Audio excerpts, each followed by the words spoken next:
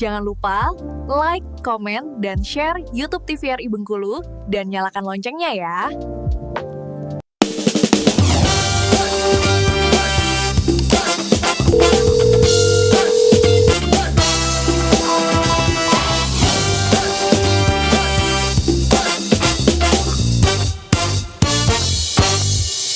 Ya, pemirsa, kembali lagi tentunya di Dokter Kito bersama Kita Sehat. Baik, Dokter Putri boleh melanjutkan tentunya terkait infeksi dari saluran pernafasan tadi, Dokter. Oke, jadi tadi sudah dibahas banyak ya sama Dokter Lisda tentang ISPA, tentang pancaroba, itu apa, gejala-gejalanya juga sudah disinggung. Nah, selanjutnya kita mau bahas tentang penyakit-penyakitnya. Baik, Izin berdiri ya. Oke, ya ini tadi sekilas tentang pencegahan. Nah, kita lanjutkan ke ISPA. Jadi infeksi saluran pernafasan akut. Dia dibagi menjadi dua, ada yang atas, ada yang bawah. Kalau kita lihat sistem organ pernafasan kita seperti ini ya, seperti yang ada di gambar. Ini yang upper respiratory tract, saluran pernafasan atas ya. Apa aja tuh? Ada nasal cavity, ada lubang hidung ya.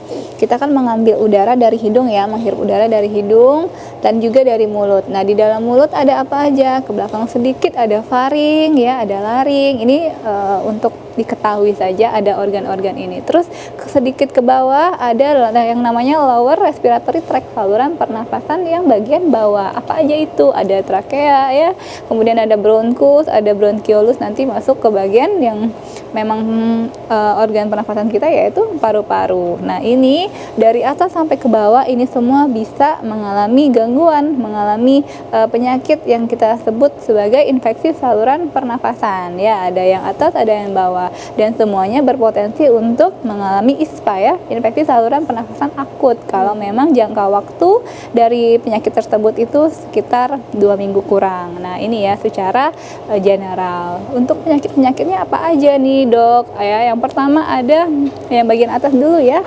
Ada yang common cold. Common cold itu kayak flu ya, kalau kita ngomongnya batuk, pilek, terus demam dalam waktu 1-2 hari, kita masih kategorikan itu sebagai common cold atau flu.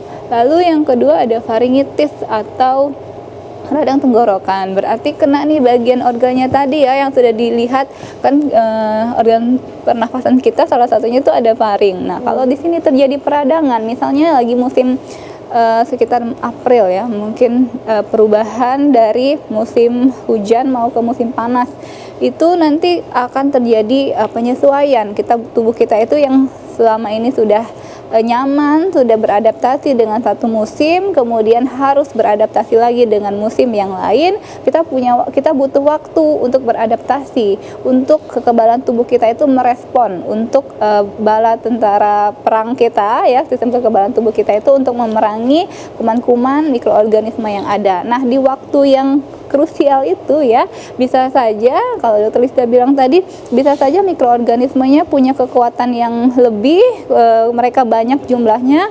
Kita dengan ketidaksadaran kita, mungkin kita lupa, mobilitas kita banyak, kemudian kita bisa terkena mikroorganisme tersebut. Mikroorganismenya masuk melalui saluran pernafasan kita saat kita bernafas contohnya ya, atau saat kita mengobrol dengan orang yang sedang terkena ISPA, dia lupa pakai masker, kita juga nggak pakai masker, ngobrol dalam jangka jarak yang dekat, kemudian dia bersin atau dia batuk, masuklah percikan tersebut lewat saluran pernafasan kita tadi. Nah, kita juga bisa mengalami radang, akhirnya radang tenggorokan, kita sebut sebagai pharyngitis. Nanti gejalanya apa aja, Dok? Bisa saja kayak, Dok, Kak, saya rasanya kalau menelan itu sakit gitu. Nah, itu salah satu contohnya, yaitu pharyngitis. Penyebabnya bisa saja dari virus ataupun bakteri. Lalu ada laringitis. Nah, sedikit ke bawah di bagian faring itu ada namanya laring. Nah, ini nih gejala yang paling sering adalah suara saya serak, Dok. Nah, itu bedanya ya. Biasanya kalau faring yang kena itu dia lebih ke makannya tuh agak sakit. Kalau laring dia gejalanya itu lebih ke serak, lebih ke suara saya kok rasanya kalau mau ngomong tuh, kalau mau ya nyanyi ya, kalau mau ngomong itu rasanya sakit, Dok. Nah, itu terkena juga tuh laringitis ya, peradangan pada bagian laring atau kotak suara. Nah, Lalu tadi kan saya juga bilang ya bahwa kalau penyakit ini radang terus-menerus, kita batuk pilek terus-menerus, ternyata nggak diterapi atau tidak diperhatikan dengan baik, apakah bisa berlanjut ke penyakit yang lain? Ya jawabannya bisa ya. Salah satu penyakitnya ada sinusitis nih, sinusitis ya, peradangan pada sinus.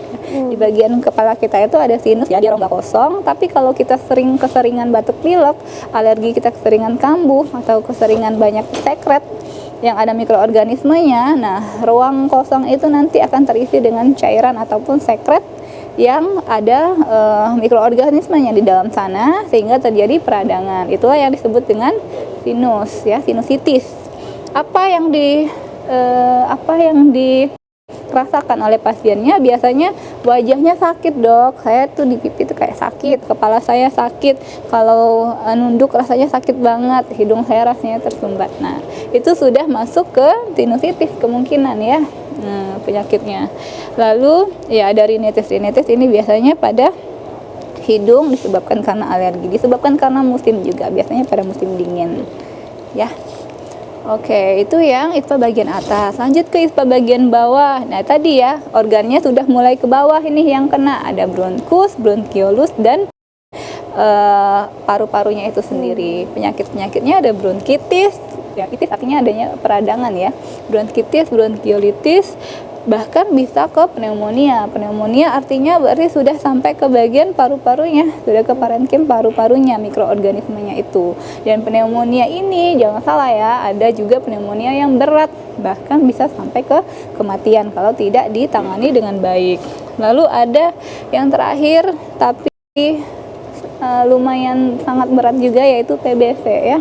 TBC itu tuberkulosis paru yang sebenarnya bukan cuma bisa menyerang paru saja. Kalau dia tidak tertangani dengan baik, TB ini bisa sampai ke yang lain-lain, bisa sampai ke tulang, bisa sampai ke ginjal ya.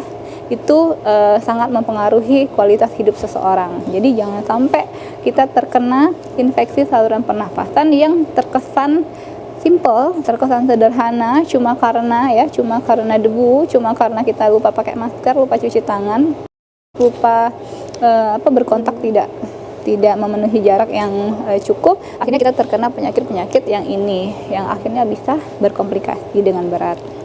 Begitu ya. Oke, ini tadi sudah dijelaskan ya kalau sama Dokter Lisda. Pada intinya kuman, mikroorganisme itu masuk ke dalam saluran pernafasan kita pada saat jumlah mereka cukup, kekuatan mereka cukup, dan disambut dengan mekanisme pertahanan tubuh kita yang sedang lemah, mekanisme pertahanan tubuh kita yang sedang terganggu. Contohnya pada saat kita lagi banyak aktivitas, lagi capek, kurang tidur, ya makan kita juga kurang, kemudian ditambah lagi mungkin kita ada penyakit-penyakit kronis yang kita bawa. Nah, itu akan memudahkan jalan tim mikroorganismenya untuk masuk ke dalam organ pernafasan tadi.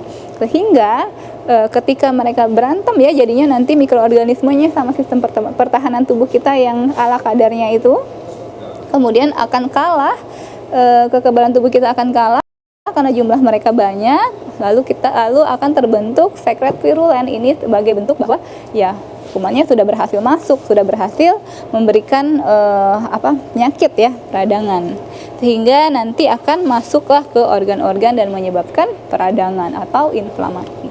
Begitu.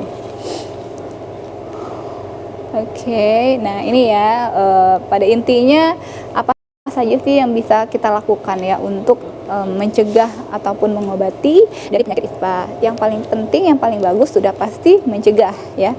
Cara mencegahnya seperti apa? Ya, yang pertama ya, kita harus punya sistem kekebalan tubuh yang bagus juga, dengan cara berolahraga, kemudian istirahat yang cukup, tahu dengan alarm tubuh kita, kemudian apalagi kita aware bahwa lingkungan kita itu juga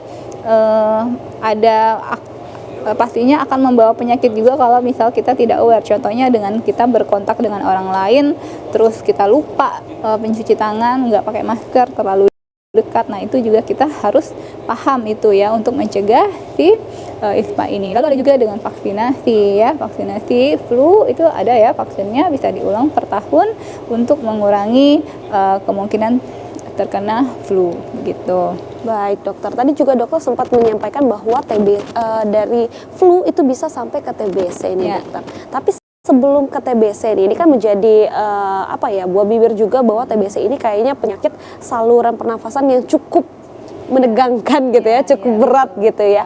Apakah sebelum ke tahapan TBC dokter, dari flu itu bisa kita langsung cut gitu penyakitnya agar tidak bisa sampai ke TBC itu. Tapi tahan dulu dokter, Oke. nanti kita akan kembali lagi tentunya di Dokter Kita Bersama Kita Sehat.